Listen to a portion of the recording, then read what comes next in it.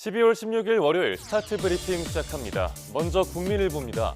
윤석열 대통령 탄핵소추안이 가결된 지난 토요일, SNS에는 어떤 키워드들이 많이 보였을까요? 탄핵과 직접적으로 관련된 키워드 검색이 늘었는데 모두 고생, 좋은 세상 등 시민들이 서로를 격려하고 응원하는 문구도 함께 보였습니다. 탄핵안 가결 직후 키워드 순위 1위는 탄핵 가결이었습니다.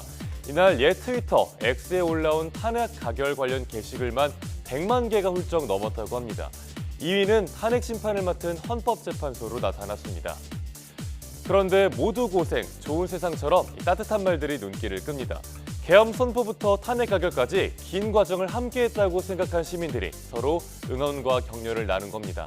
이런 현상을 넓은 의미의 국민통합이라고 분석한 전문가도 있습니다.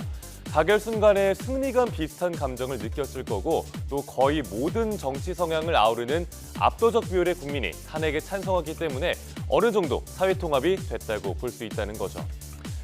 네, 지난 2주가 정말 많은 분들에게 혼란스러운 날들이었을 텐데 다들 고생 많으셨습니다. 올 한 해도 마무리되어가는 시점인데요. 진짜 좋은 세상이 오기를 함께 기원해 봅니다. 다음 서울신문입니다. 그런데 올해 올라도 너무 오른 물가를 체감한 1년이기도 했습니다. 메뉴판에서 뭐 먹을지 고르다가 얼마인지부터 확인하는 분들 많으실 텐데요. 외식비가 올해에만 5%가 올랐습니다. 김밥 한 줄의 가격이 3,500원이고요. 이제 만원으로는 비빔밥 한 그릇 사 먹을 수 없는 시대가 됐습니다. 서울 지역 8개 외식 메뉴의 평균 가격 상승률은 4%, 그중 김밥은 5.3%, 비빔밥과 짜장면은 5%씩 올랐습니다. 한국인의 소울푸드이자 대표적 외식 메뉴인 삼겹살은 2만 원의 벽을 돌파했습니다. 문제는 이런 외식 물가 오름세가 내년에도 이어질 걸로 보인다는 겁니다. 우선 여전히 1,430원대를 오르내리고 있는 환율이 고공행진입니다. 달러가 비싸진다는 건 그만큼 식재료도 더 비싼 돈을 주고 수입해와야 한다는 얘기죠.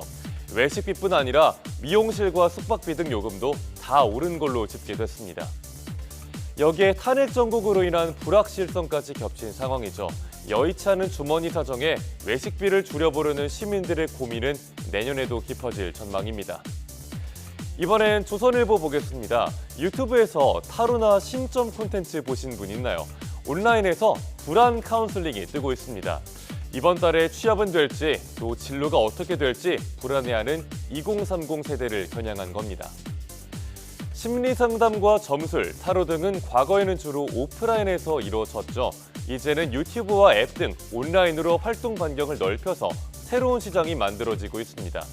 규모가 커지자 대기업, 스타트업 가릴 것 없이 시장에 뛰어드는 중입니다. 온라인으로 간편하게 점이나 타로를 볼 수 있는 서비스가 늘어나고 있습니다. 네이버의 온라인 상담 플랫폼 사용자를 집계봤더니 80%가 2030 세대였습니다. 최근엔 또 챗GPT 등 AI를 활용한 상담 트렌드도 되는 중입니다. 국내선 불안 카운슬링이 심리 상담과 점술, 타로에 집중이 돼 있는데 글로벌 시장에선 온라인 치료 서비스란 이름으로 성장하고 있습니다. 화상회의와 채팅, 전화 상담 등을 통해서 정신건강 서비스를 제공하는 겁니다. 불안과 우울을 겪고 심리적으로 기댈 대상을 필요로 하는 이들이 국내에 모두 많다는 이야기겠죠. 온라인 치료 서비스 시장 규모는 2032년까지 연평균 약 24.5% 성장할 걸로 전망된다고 합니다. 마지막 기사 보겠습니다. 퇴근하고 지하철역에서 PT 받기, 이제는 불가능한 이야기가 아닙니다. 바로 오늘 서울 지하철 2호선 뚝섬역에 헬스장이 문을 여는데요. 서울시의 지하철 혁신 사업인 펀스테이션 프로젝트 두 번째 사례입니다.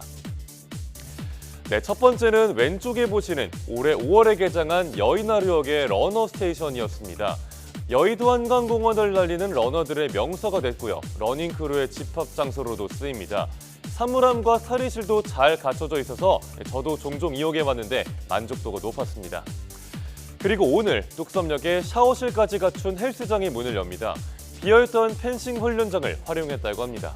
뚝섬역 일대는 2030 직장인들이 몰리는 곳이기도 한데요.